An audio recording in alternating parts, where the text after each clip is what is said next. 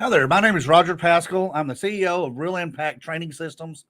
For those of you that may be new to this call, at Real Impact, we improve the quality of people's lives through real estate investing.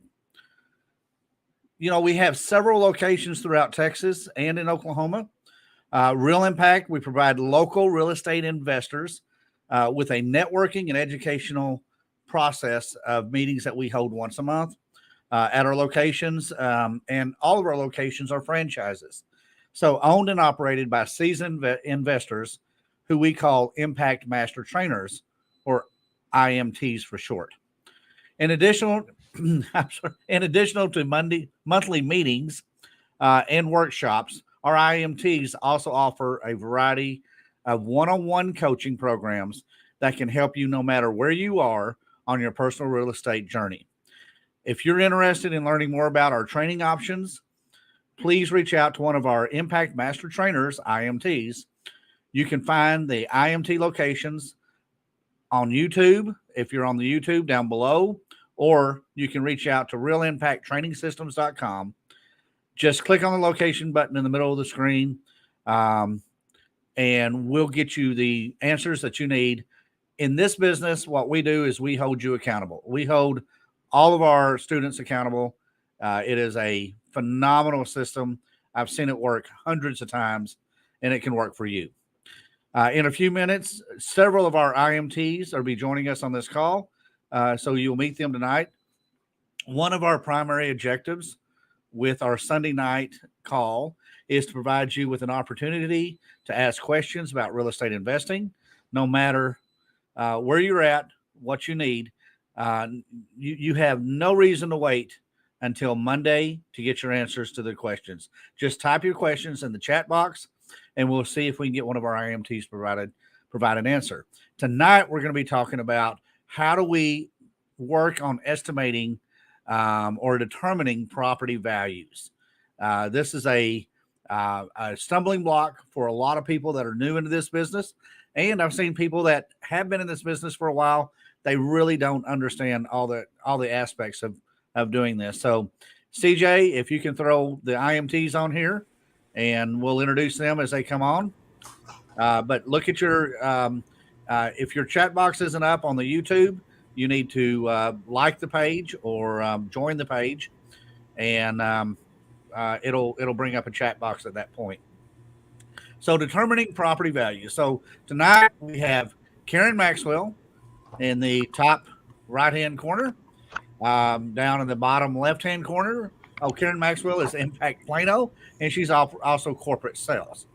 Eric Short, bottom left-hand corner, Impact Grand Prairie, and Tim Lockhart, bottom right-hand corner, is Impact Wichita Falls. All right, so I hope that's the right order that y'all see it on your screen, but you can pretty well tell who Karen is. So, but we have the names on here too. So, Karen, welcome. You're our moderator this week. We just lost Karen. That was fun. So now, so Karen, that was great. We're having a good time here. So, all right. So, Eric and Tim, we have various things. This is Tim and I are both realtors. Eric is not a realtor. Eric is a investor. Hello, Karen. Hi. What happened? Just you had enough. So there we go. So, but a lot of people think they need to hold their real estate license to get good comps, and that's really not the case. Texas is a non-disclosure state, but we have other ways of receiving those or being able to build those comps as we go along. So, Karen, I'm going to throw it in your lap and kick this thing off with your moderation. All right. Sounds great. I don't think that we covered this yet, but we often, as real estate investors, refer to the property value as the ARV. That is the after repair value. How much is this property going to be worth once I've fixed it up? So that's what we're talking about tonight. So you may hear that often. If anybody needs a reminder of what that is, I'll be happy to throw that in the chat. Okay, our first question is for Tim Lockhart. Tim, when running comps, where do you start? Okay, that's good. Now, I am a realtor, but we're talking about renting comps for investment properties, and so that's important to keep in mind. What we're doing is, like you said, we're finding the after repaired value of a property. So this is not a full appraisal. We don't need to go into the in-depth analysis that an appraiser does. Um, uh, and so what I do is I search for a minimum of 3 sold properties that are as close to my subject property as possible. So if I'm looking at a 3-bedroom house with 2 baths that is 1,500 square feet, then I'm going to start my search with 3-bedroom, 2-bath only houses that are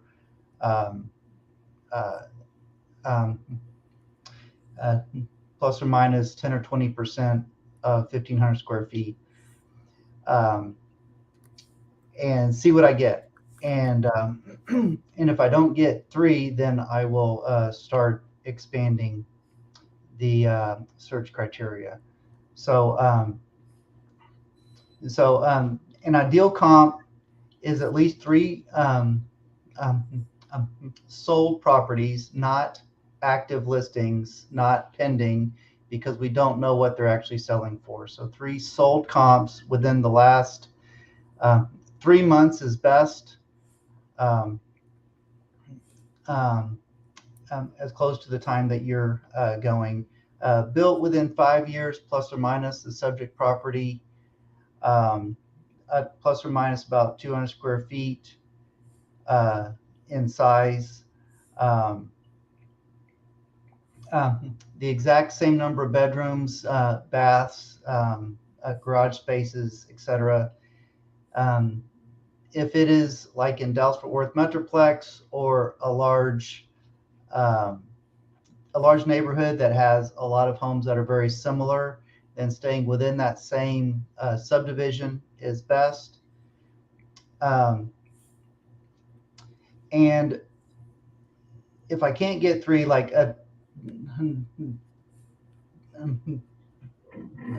I do a lot of work outside the Metroplex in smaller communities, and so we can't always get 3 sold comps with that criteria.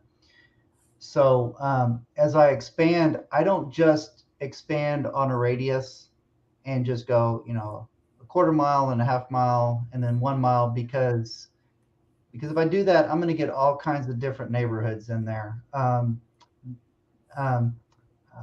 As you get familiar with an area and work an area more, then you're going to know, if I cross over this street, I'm going to get in a completely different neighborhood, but I cross over this street and it's the same type of house. And so what I do is a polygon search on the map, and I actually go by streets, and I might be more than a quarter mile in one direction and only 1/10 of a mile in another direction. But just by virtue of working a certain area, I've come to learn where those boundaries are, and that's what, as an investor, that's what you need to strive to do, is to get that level of knowledge. And so my goal is to provide an above average home for a buyer. If I'm flipping a house or buying a house to wholesale,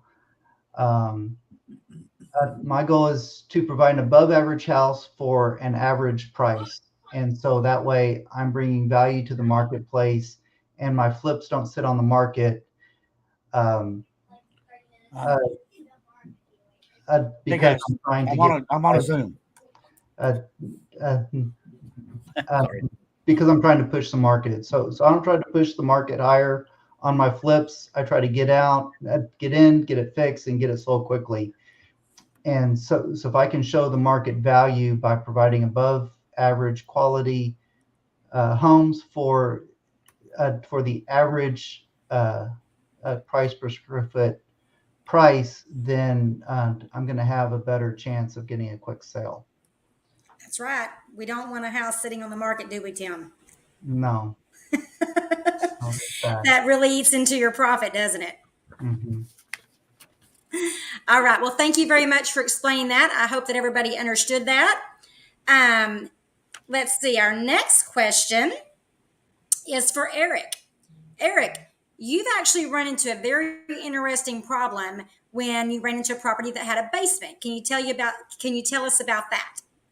It's true. Thank you for asking. Before I move on to the basement question, I just wanted to touch on and expand a little bit about what Tim just said.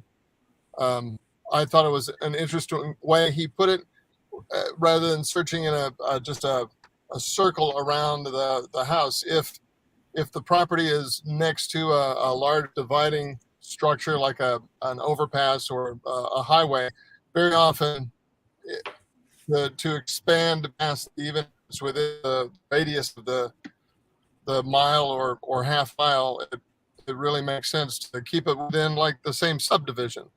I know in a neighborhood I was using, there were no huge boundary or markings that divided houses, but you could see at a certain street, a regular neighborhood street, that the houses changed styles, and they were in an entirely different decade. So I thought that was a good point that Tim had about not doing it in an exact circle around the property in question. And I just wanted to add that to it. The property I was dealing with, and I'm dealing with now, I'm selling I'm about to list a house with a basement, and in Texas, and there aren't many neighborhoods that have basements. And when I tell people I have a basement, they say, oh, I lived in Texas and you don't have a basement. No, I'm in Texas. I'm just down the street from you. And even in the neighborhood, and I've gotten to know many of the neighbors of this house, and even among the owners of houses with basements, there's a difference of opinion. Well, mine's finished out and mine isn't, and mine has carpet, and mine has windows that open, and mine have windows you can crawl out of as an egress in case of an emergency. So what I have run across mostly is, if finished, it's usually treated like a garage. And by unfinished, I mean it's just a concrete floor. The ceiling is exposed joists that support the first floor of the main structure, and there's no air conditioning. Now, it'll have electricity like a garage will, but if it's not furnished, finished out, drywall, painted, carpeted, usually it's about the same value as a basement, which brings me to the thought that there are basement conversion. Did I say basement? I meant garage. Usually the same value as a garage, which leads to the next interesting point of garage conversions. Most of us have seen a garage, either completely two-car garage completely converted, or a wall put down half of it, so there's still a garage available to put a car in. If you're in Texas, no one uses it for cars. They use it as a storage unit. But sometimes they'll convert half of it, which increases it by that dimension if it's furnished and if it's air conditioned and heated. So I've got to find, it's very interesting because some of the comps that I have found are finished out basements, and some are not finished. And so I'm having to find something in between, something I can use to compare it to. So it's been very interesting, and I look forward to letting you know how it goes on a future call. All right, sounds great. Yes, definitely keep us posted on that, because those are always interesting things, and especially if you have an actual appraisal, I'd like to see how your appraiser handled it, because Sure. It's not a hard and fast rule. A lot of times they leave it up to the appraiser's discretion. So, okay. Roger, next question is for you. What kind of things do not improve the value of a property for instance, when you're deciding what to rehab, you don't want to over rehab it. So can you explain a little bit about that? Yeah, absolutely. You want to go with what the neighborhood is. If the neighborhood is not a granite countertop neighborhood, it's hard to justify putting granite countertops in. Now, if you get a deal on them, it's going to put it, you're going to have your property's going to be valued in a certain level, in a certain area, in between, 100 and whatever a square foot and 100 and whatever. So that could be a $10 or $15, maybe a $20 price difference per square foot. So if you do have granite in there and not any other house has granite, you're going to get the top of the price, but that doesn't mean you wouldn't have gotten that anyway. So what I see investors do quite often is they will do a 95% fix up. They'll do everything except they won't replace the switch panels, the plug covers and the switch covers. They may not clean everything they need to clean. The doorknobs don't match. So what you're looking for when you're doing a rehab and you're selling that property is you want that property to be the nicest property that whoever's coming to look at your property is finding in the neighborhood and finding in the area. You want to think on the basis of when they see this house, they're not going to have to do anything but move in. But to answer your question about what doesn't and does need, I have seen very inexpensive houses where the investor has gone in and put a jetted tub. I've never seen a jetted tub sell a house. For the most part, if somebody's ever owned a jetted tub, they're probably going to tell you, yeah, I used it twice, or my wife used it twice, whatever. But we see investors putting jetted tubs in there. We also see investors putting pedestal sinks in the master bathroom or where there's no counter space.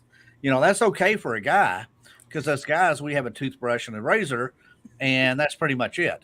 But for a woman, they've got all this stuff that I have no idea what it is, but it's scattered as much as it doesn't matter if you've got a 5-foot countertop or a 20-foot countertop, it's going to be full with stuff. Yeah. And you don't want to know what it's used for. Yeah. We don't want to know what it is. That's right. So, but for the most part, you've got to think of people living in that house.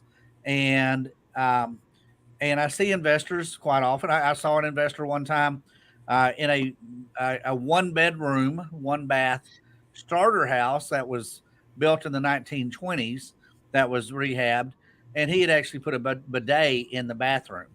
That had nothing to do with selling that house, and actually in that part of town, I kind of made the comment that would be a water pick for drunks, so but there's a lot of things that I see novice investors, and maybe sometimes not so novice, will go in and put in the house. They'll put in travertine floors.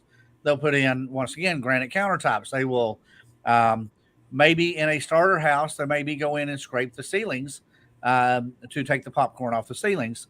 And sometimes you don't need that depending on the price of the house and what other properties in the neighborhood are providing. And you can get that off multiple websites. You can pull up pictures. If the house down the street has ever been listed, or whatever houses are in your area, like Tim was saying, in your target area. And you're going to look for that. You're going to look for what are they doing to those houses. Also, I see a lot of investors that will put in really stupid colors. And you want it made as neutral as you can in any house that you're redoing, because you may not think anything about it, but there may be somebody out there that has a severe dislike for some bold color that you've had. But yeah, the list goes on.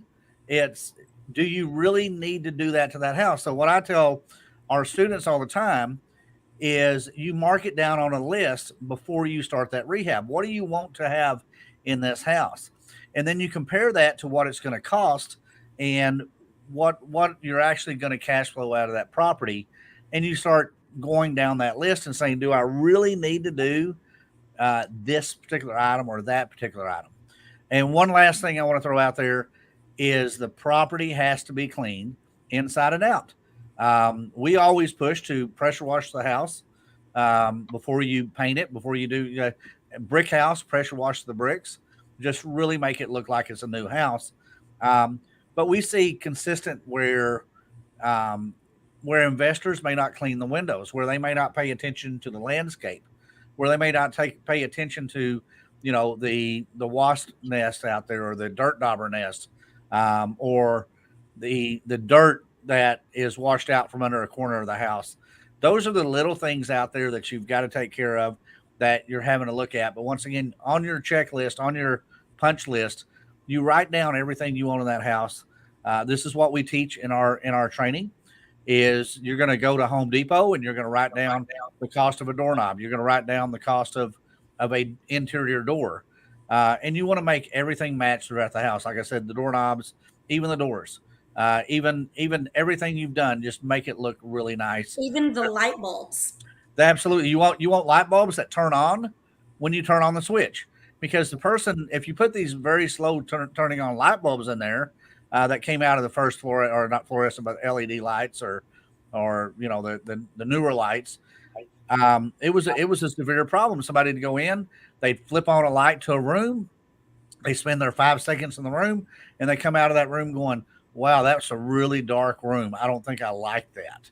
And it's not a dark room. It's just the lights weren't on, and it takes about 15 seconds for some of those lights to really come on the brightness, the illumination that they should.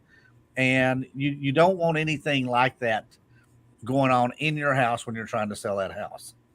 So I hope I answered that question right, and everybody got out of it. So I would like to add, do not install a hot tub. Do not install a pool. I mean, that's just not, Tim brought that up earlier when we were talking. He said, for God's sake, don't put in a pool. It's not going to help. Or solar panels. Solar panels are huge, but you actually hear commercials on the radio and TV where the solar panel companies are saying, install solar panels that will increase the value of your house. I have not seen that yet. No. Not one time have I seen solar panels increase the value of a property. And I've seen more properties not go under contract with buyers because the buyers are like, I don't want solar panels. I don't want that payment in here. I don't want to be paying for that for the next 20, 30 years or whatever it may be. And, a lot of people are very savvy at figuring out what my electric bill is going to be, what those solar panels are going to cost over a period of time. And am I actually really saving any money? But some people want to do it for the environment and the areas like that. That's fine too.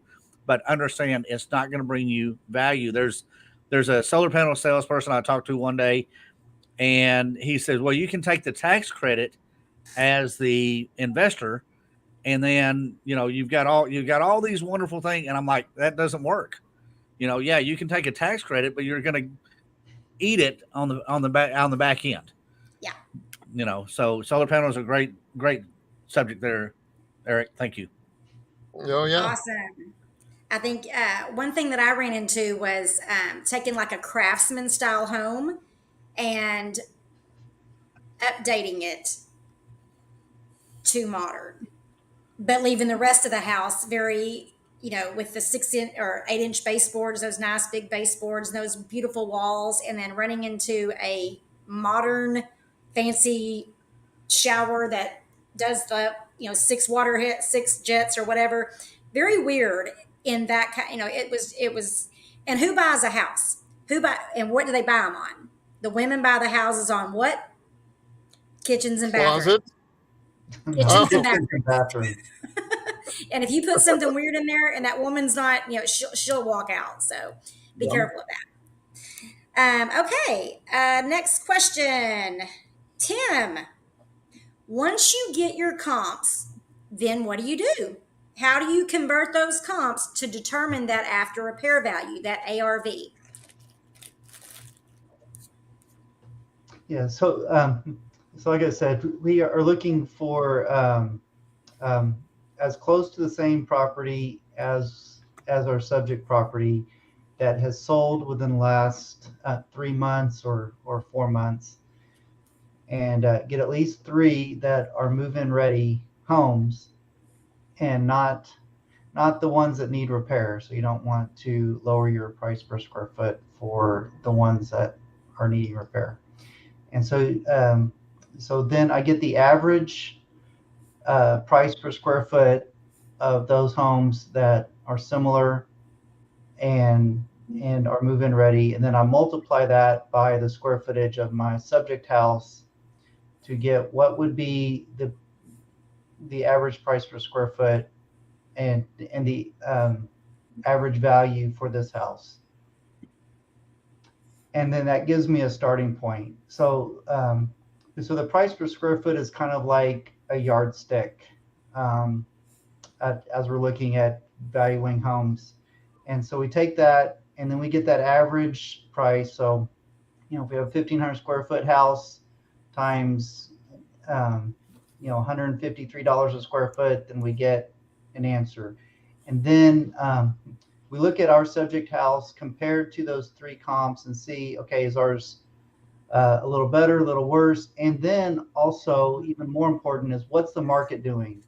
Are we in an appreciating market where by the time I fix this and 4 months later, the prices might be higher? Or am I topping, or am I in a declining market? And then I'm going to add or subtract from that average based on those factors. So I might push the market if we're in an accelerating market. I'm definitely going to take the average if we're topping or if we're coming down, and I may even take below average, and deduct a percent or two if we are in a declining market. Excellent. Thank you so much. Next question is for Roger. What do you do when there's a second dwelling on the property? And that's common in some areas that I do business in. May have a garage apartment, may even have more than a garage apartment.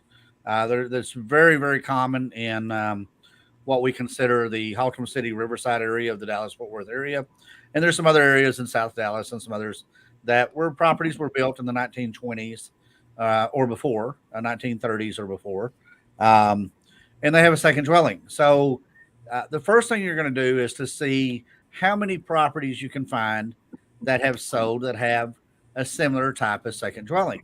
Just like Tim was saying at the beginning of this call, you're going to reach out for like properties that are very similar to the property you have.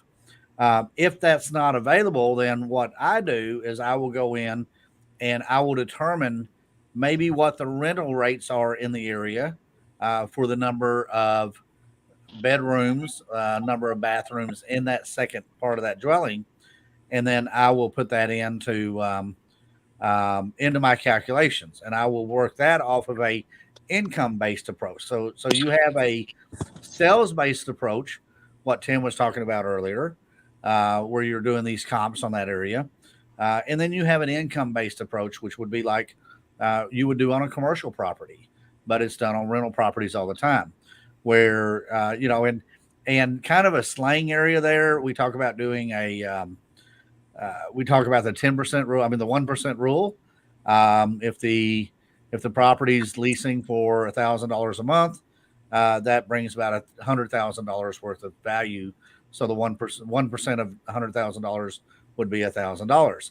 Now that's kind of moving around a little bit. That's a moving target for today's market and for what property rentals are going for, plus taxes and some other things.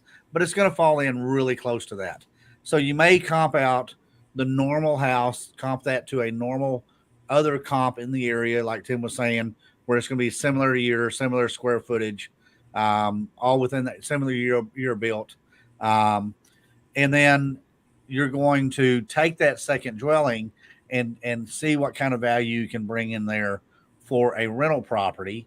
And then you may add that to it. It's not going to always work out. It's better if you have an appraisal.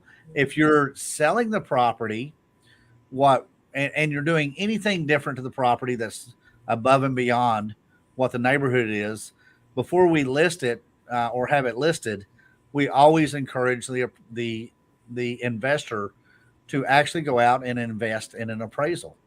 And that way, if anybody, another realtor or a buyer questions your values there, you can come back with that appraisal and say, this is a very recent appraisal. It's only 2 weeks old, or it's only a month old, or whatever it may be. And my experience with that is I have not had anybody come in and try to short the price, try to get us down at a lower price that we don't want to go there, because realtors are only looking for what they can find. If they can't find a property with a second dwelling on there, they're going to base their offers based upon what they find, which is going to be the first dwelling. And then my last part of that is you really don't want to consider the second dwelling. In my opinion, you don't want to consider that as as part of the first dwelling. You're not going to take that and say, okay, now I've got a 5-bedroom, 4.5 bath that I need to try to find a comparison to. Don't add it to it. Yeah, don't add it to it, because that will never work out. Because it's not a 5-bedroom, 4.5 bath or whatever it may be. So once again, you're going to use it off the income-based approach. The best thing, and that's rule of thumb when you're buying, and there's not going to be any real hard science on that. It's just going to be what you feel that's going to be, what that's going to work in that area. And then you're going to go out and, after you've done rehabbing it, when you're about 2 weeks away from listing that property, really have it nice and clean, but you have a few things left to do to the property, that's when you're going to invest in an appraiser. So to do that, there's tons of appraisers out there. You can sometimes reach out to your realtor that's going to list it, and they may have appraisers that they've saved in their contacts, or you can Google them or whatever it may be. There's some appraisers out there. You probably want to avoid going through an AMC, which is an appraisal management company, which is a third party that will find appraisers for you, because they're either gonna ask the appraiser to come down on the price, or they're gonna ask you to pay for their service. So, Karen. All right, awesome. Thank you so much. My next question was about comping a duplex. Like, how do you, what's the difference between comping a duplex, which would be an income producing property, versus a retail home that you may or may not keep as a rental? Right. And on that particular situation, it's going to be very similar to that second dwelling on the property. You're going to look at the income-based approach on that, and you're going to see what your cash flow is. You're going to kind of figure out what your cap rate is on that and see where it falls in. Your lender will kind of give you some guidance on that in some cases, depending on the lender you have. If you're doing if you're going to a large corporation where you don't really have a relationship at, one of the big national banks or international banks, that's not going to work so well. You go to a local bank that's very real estate friendly for you, or or a credit union that's very investor friendly. They're going to help you with giving you some guidance on what their lending policies are, and on that basis, you can build that onto your purchase when you're purchasing that property. So, but yeah, I would on a duplex. First of all, just like Tim opened up with this meeting, you're going to treat that like a regular house. You're going to look and see what other duplexes are selling for in the area, or in that target range. And it might be a little, when you're working investment properties like that, you might be able to pull out a little further in a distance than you would on a residential sale. But at the same time, you're going to look at that income. You're going to look at see what that cash flow is, because when you go to a lender, that's what that lender is going to be looking for. What is your cash flow? What are my risk at loaning you money on this, and where do I run into that? So I hope that answers that. Great. And on that same subject, I know that duplexes often are built several in a neighborhood, so it's been my experience that I'll see, oh, well, look, there's a duplex. Oh, there's one right next to it. So it should be fairly easy, in my humble opinion, to find a comp on a duplex rather than a duplex standing in a neighborhood of single family homes. Yep, Correct. absolutely. We actually have a question in the chat. Roger and Tim, if y'all will take a look at that, see if one of y'all wants to answer that one for me. I'll ask that next. Roger, question for you is, since I put it in our chat, by the way. Roger, since Texas is a non-disclosure state, how do I find the prices sold for them? There's multiple ways to do that. There's a lot of third-party sites out there that are pretty darn good at getting you close to the values there. Zillow's getting better now. If you get an unusual property or a rural property, pretty much all bets are off on most of those third-party sites. But if you're buying in Arlington, Texas, or you're buying in Garland, Texas, or whatever that may be, a large metropolitan area with lots of chances of comps in there, those third-party sites are really, really good. You know, we used to have a saying years ago on Zillow that Zillow was 100% correct, or correct 100% of the time, either up or down. Yep. So I think that's how we said it. So, but there's several free sites out there. Once again, Zillow, Realtor.com, Trulia, some of these other free sites that are out there that you can pull from. But then you have some paid sites out there that are really, really good. PropStream, Propelio, CJ has one. I can't remember the name of it. That really seems to be pretty spot on for the metropolitan area. But there's a lot of them out there. What I recommend you do is you go to your local RIA, you go to your local real estate investing meeting out there, and you talk to other investors. What are you using? Because one of those might be really, really good in Waco, Texas, but it's not so good in Denton, Texas. So you want to be very, very diligent on that, on what other investors are using in the area. What do they like about it? What do they not like about it? So that's where I would go with that. So your question, I think you had a question on here. Yeah, I think Tim's going to take that one. Tim, you're going to take the good. Yes. So Tim, the question is from Matt, and he would like to know, where's my question? I know it was just here. Okay, I'll just go back over here and ask it off here. There it is. Who determines or how is the as-is LTV, which is loan to value, by the way, LTV stands for loan to value, price determined? Yeah, that's a good question. There's a couple different ways that I'm thinking we can answer this. One is the lender, as they're looking at the loan to value that they're going to lend on, they're looking at the contract price. So whatever you agree on, whatever you get on the contract, that's the current value that the lender is going to use.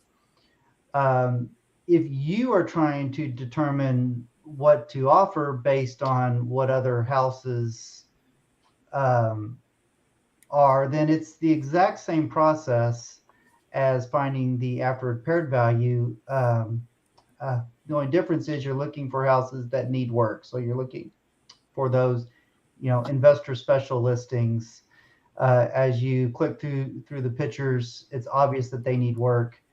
If that's what you're buying, right? So again, it's as close to the subject property as possible. According to the state of Texas, the actual definition of the value of a house is what a buyer and a seller, if neither are under distress, come together and agree on a price, and it closes on that day. That's the value of the house. Yep. A week before, a week after, it may be completely different, but on that day, by definition, that's the value of the house. So it kind of The answer kind of depends on what current value you're looking for. The list price or the seller's asking price is irrelevant to me if I'm buying a property as an investor. What the wholesaler says the house is worth and what the rehab cost is irrelevant to me. Sorry, Karen. I agree. Always run your own numbers, people. Yeah. Always. Yeah, but the lender is always going to use the contract price, whatever that is. They're going to say the contract price is the current market value, and that's what they're going to base their numbers on. Okay, Matt, I hope that answered your question. If that didn't answer your question, please feel free to clarify your question in the chat and we'll give it another shot. That's all we can do. Thank you for taking that, Tim. Okay, I think I had another question. Oh, Tim, another question for you. Can you tell us why you don't go by the Zestimate on Zillow? Yeah, well, Roger kind of touched on Zillow a little bit, and it is getting better. Actually, Zillow did become a broker, and they joined boards all over the nation. So now they do have access to sold data in non-disclosure states like Texas. However, if you go on Zillow, search any property, and you look at that overlay that they have, the properties with the numbers on top of them, if there's a difference, like a major street, maybe houses on one side of the street are 1.5 million, and on the other side they're 150,000. Well, Zillow doesn't know that, so they're using the $1.5 million houses to raise the value of the $150,000 houses. Right.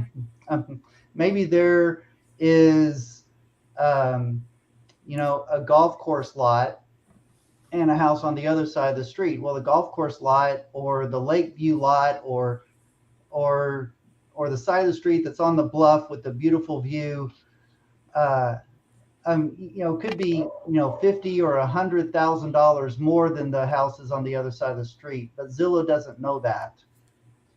And so they're using the house directly across the street to value the house that is worth significantly less because it doesn't have that premium lot. So, and Zillow doesn't know that. The only way you know that is by being an expert in your market, which is what I recommend everybody become. There you go. That's what I was going to say earlier. Thank you for bringing that up. That's the thing. Somebody mentioned, I don't remember who it was, about knowing your market. So Tim's market is different up in Wichita Falls than his market in Denton. Roger's market in North Richland Hills is different than his market in Lindale, Texas. My market in Plano is different than my market in Longview in Tyler. Eric's market is different in Arlington, even probably Grand Prairie. Different markets will have different parameters that you have to go by. Like some you don't want to go out of that block, that neighborhood, etc., like Tim explained earlier. But if you don't know your market, go to those local real estate investor meetings. They are everywhere. Feel free to go on to realimpacttraining.com and click on our events calendar at the top, and it's going to show you where all of our Real Impact meetings are. Go to a real estate investor group meetup. Go to their meetings. They're typically free.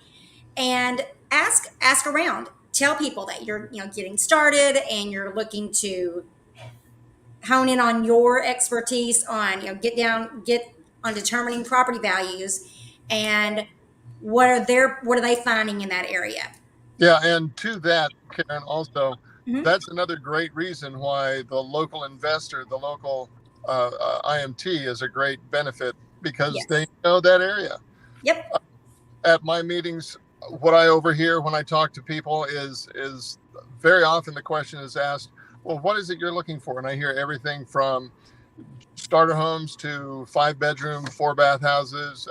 Some folks are looking to do single room rentals. So it's very interesting to hear the different strategies out there. So there's lots of different ideas about what you can do, and the local investor is a great resource.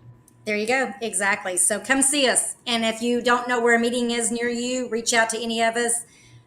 we will be happy to guide and direct you. Let's see here. We have a question by Cheryl. Yes. Do you want to Cheryl take M? that one, Roger? You may ask that one for you. Well, it's kind of, we touched it a while ago on a duplex or the second dwelling on the property, but her question is, how do you value a fourplex where there are no other like properties anywhere near that? And the way we value that, once again, is you're going to do that by the income based approach.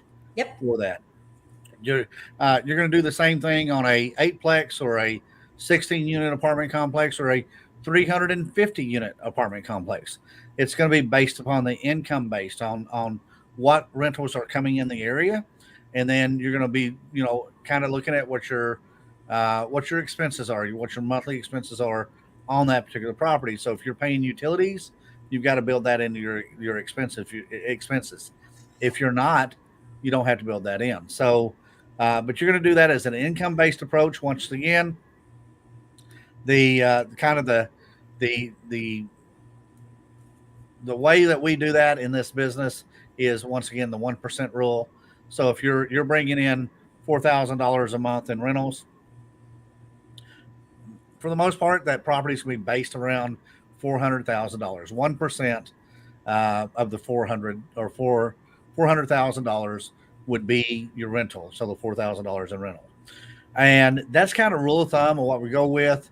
But as Eric mentioned a while ago, the cities are pretty good at not having, unless you're in Houston, but in most cities, they don't have duplexes mixed in the middle of a single family neighborhood, Right. or in the middle of a neighborhood that has only apartments. So they zone those cities in those areas in such a way that those are kind of grouped together. Now, Eric's house, I was involved in that when working with Eric when Eric was buying that, and we were looking at those numbers and where those comps are, and where he's at is a neighborhood of houses with basements, and those are, as Eric said, those were tough. But they were comparing those to a neighborhood about 2 miles away that was also a neighborhood of houses that had basements. It appears it's pretty much the same builders because the house styles were very, very similar, if not the same. That's the anomaly. You're not going to normally have that, but when you have a really different type of property, you have a fourplex in an area that doesn't have other fourplexes in there, then you might have to reach out a little further, but you're really going to work on what the rental rates are. And if you reach out further and you find other sorry about my dog bell just went off. Dog bell. So that you reach out and look at what those properties are renting for, look what those properties in the other areas are selling for, and if the rent is similar to what Sherilyn, if that rent is similar to the property you're looking at, that value is probably going to be pretty close to that area. So rule of thumb, once again, that's kind of what you're looking for. It seems to work out when you're getting a lender on board, and the lender's looking at that cash flow, and they're looking at what you're able to bring in. So there we go. That's the way I would do that. Thank you very much for that. All right, Cheryl, I hope that answered your question. If it didn't, please feel free to reach out to us, and we'll do our best to get that clarified for you. Okay, it is time to wrap it up and finish it up with our announcements. Roger, take it away. All right. We are just absolutely ecstatic. August the 15th through the 19th, we're having Alan Cowgill. He is from Ohio, and he is literally the industry master for finding private money. I mean, I have just been always impressed with Alan and what he does there. He's going to have a full day in Hurst, Texas, on August the 20th. That's a Saturday. It's $45. Lunch is included into that. It's going to be at the Hurst Convention Center, right off of Precinct Line and Airport Freeway. If you're familiar with the Dallas-Fort Worth area, which is west of the west of DFW Airport. So, But we're going to have him doing a free 90-minute introduction or 90-minute of free information at 5 different locations through the week, Monday through Friday. So, and I hope I have this right. If you can bring that down, CJ, There make it sure, is. because I really mess up on this every time. So Monday night is going to be in Arlington, Texas. Tuesday night he's going to be in Wichita Falls. Wednesday night he's going to be in Waco, Texas. Thursday night Longview, Texas, and then Friday night he's going to be in Denton, Texas. So you can go to realimpactevents.com, and you can click on any of those locations. But we would love to have you register for the Saturday meeting. He's going to have some various handouts and some things to give you. What he does, it's a phenomenal. He travels all over the country, talking about how he raises private money, which is always a big deal right now, and it's going to be more of a deal as this real estate market changes a little bit. We're going to see banks not going to be as friendly to maybe the creative deals out there that we do, where private lending is going to be very creative, very, very easy to work with when you're working with private money. And this is, I know people in this business that have been in this business for decades that only use private money. They don't use other types of funding out there. There's a lot of people out there, including myself. I don't only use private money, but I do use private money on a lot of my deals. And I am just ecstatic that Alan's going to be in town Monday through Friday. Those are free meetings at each of those locations.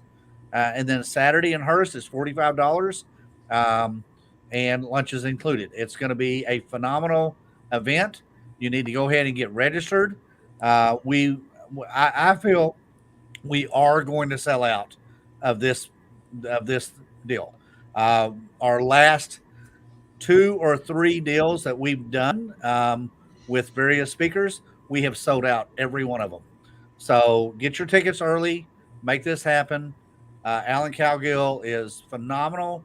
Pull him up on YouTube, pull him up on the internet. There is nothing. I have never heard anything negative. I've never heard anything of people saying, well, that didn't work or whatever. I'm telling you, this guy is a master. He knows it, and he's very good at presenting that and teaching all of us a better way to find private money. So join us mid-August, August the 15th through the 19th on the nightly free meetings, and then August the 20th on the all-day Saturday, which is absolutely phenomenal. So I look forward to seeing everybody on there. Thanks, All right, Shane. sounds great. Well, next I'm going to be telling you guys about our Mastermind Getaway, which is going to be September the 21st through the 25th of this year. So just 2 months away. Oh my goodness, it's coming up. 2 months away. I've got to start packing. I'm just kidding. I'm just kidding. I already have my suitcase packed. Karen, you're gonna have to unpack so you can pack. Yes, I did unpack my car. I unpacked almost my whole house. That's why my room is in shambles. I'm still unpacking. But what I started doing was when I was unpacking, I was putting all my travel stuff in a certain place so I can get it ready to pack for us to go to Cancun. We are going to go to Dreams Jade Cancun. It is 5 days. It is an absolutely phenomenal trip. You're not going to want to miss this. If you want to go network in the lap of luxury with other real estate investors doing what you do or what you want to be doing, then you need to come join us. It's $1,195 for 2 adults and up to 2 children 12 years of age and under. You do still have to pay for your airfare and your transportation to the resort. Not a big deal, but there are lots of flights that are having specials right now. So if you're interested, go to mastermindgetaway.com. Let me tell y'all, this is an all-inclusive resort. Literally, when I get to the resort, I put my credit card and my passport in the safe, and I go out and enjoy all the free amenities. We've got multiple pools, so many different restaurants, all your drinks. You don't have to wear a bracelet. It's not none of that stuff. I mean, you're just relaxing and having a great time. And you get to hang out with all the experts and all the other master trainers, the Impact Master Trainers. We're all going to be there, and we're going to be looking for you. And last year we had 62 people, and this year we had, what was it? We already have 50 people signed up. Is that right, Roger? I think we're getting close to 60 now. Goodness gracious. Yeah, Well, we'll sell out. We'll sell. We're limited on rooms. I think we've only got 4 or 5 rooms left right now. all right. So if you guys want them, make sure you go to mastermindgetaway.com. Listen, if you need to take your significant other or your business partner on a trip, this is it. $1,195 for 2 people for 5 days. You cannot beat that. All inclusive, and you're going to get to network with all of us, and it's going to be amazing. CJ, can you go back to the list of the experts that are going to be there? We're going to have Randy Hughes, Mr. Land Trust. We're going to have our very own Roger Pascal and myself, Karen Maxwell. Roger's the expert at Subject 2, so you want to be sure if you're interested in that, you grab him and mastermind with him. I'm an expert on CRMs. That's the customer relationship management software. I build those custom for people. So if you have any questions about automation, things like that, feel free to reach out to me. We're going to have Tammy Schmidt. Tammy is an expert at delegating, using virtual assistants, VAs, to do things for you so that you can concentrate on those revenue generating activities that really bring in that money. And Andrew Postel. I need to get Andrew to come speak at one of my meetings because I haven't had the luxury of hearing him yet. But Andrew is phenomenal as well, and we are so looking forward to this trip in just 2 months. So mastermindgetaway.com, and we hope that you'll take advantage and join us. All right. Thank you, Karen. I'm so excited. We were able to pick up some more rooms. We didn't think we'd get this many rooms this year because they are sold out for the weeks before us and the weeks after us. If we can block more rooms, we will, but I can promise you they're not going to be at $11.95. Right. I just absolutely know that for a fact. Last year, they went up about $100 or $150 from the time that we first sold out and had to get more rooms. So we never know. When our current block of rooms is sold out, we have to get another block if we can. And we cannot guarantee that they're still going to be $1,195. Absolutely. They have a ton of restaurants, ton of bars. Like Karen said, you pay for nothing when you walk in that place. Nope. It's like a cruise ship, but it's unless you want to go on an excursion. Yeah. We did lots of excursions last year. We went to Tulum. Some people went deep sea fishing. Some people, y'all went and rode the motorboats, right? Yep. Snorkeling, shopping. I love going to Isla Mujeres. I didn't make it there last year, but I've gone in years in the past. It's going to be absolutely amazing. So, absolutely, and there's a ton of restaurants in this place, and you can get food 24/7. Yep, So, they have a buffet. They have room service. Mhm. I mean, it's I can't say that. I get so excited because it's absolutely my favorite thing. Yeah, Tim and his wife went also, but we have a great time there. So we look forward to that. We are running up to our hour limit here. Yep. So we're going to go ahead and cut it down, and we're going to be next week. We're going to be talking about estimating repair costs. Yep. Estimating what it's going to cost to do those repairs of that house. So we look forward to seeing everybody next week, 7:00 Sunday, our Impact TV YouTube channel. So thank you, Karen. Thank you, Eric. Thank you, Tim. Thank you for everybody that was on the call tonight. And if you have any questions, please reach out to us. So Absolutely. thank you very much. Thank you, CJ, for making this happen behind the scenes. Bye. Bye.